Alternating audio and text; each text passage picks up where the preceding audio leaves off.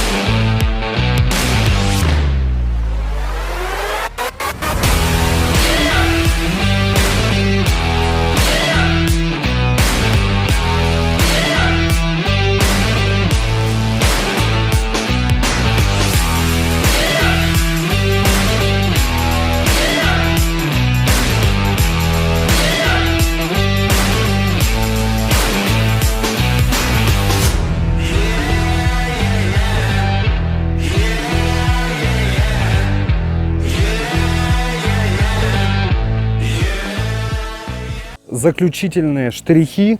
Мы заканчиваем уже монтаж последней яндовы. Вот отсюда посмотрите, пожалуйста. Все, яндова ровненькая.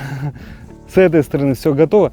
Прикрепляем конек, который нахлестом идет сверху. Давайте с той стороны еще посмотрим. С этой стороны тоже все заменили. Все прекрасно. Все четенько. Все, на текущий момент последний саморез. И сейчас устанавливаем конек, который накрывает яндову сверху. Это все декоративные планки. Внутри есть то же самое. Яндовы все дублируются. Это декор. Это всего лишь внешний декор. На конструктив никак не влияет, на протечки никак не влияет. Металл стыкуется, снизу идет защитная яндова, а потом еще гидропароизоляционная пленка. То есть у вас там такая мощная защита.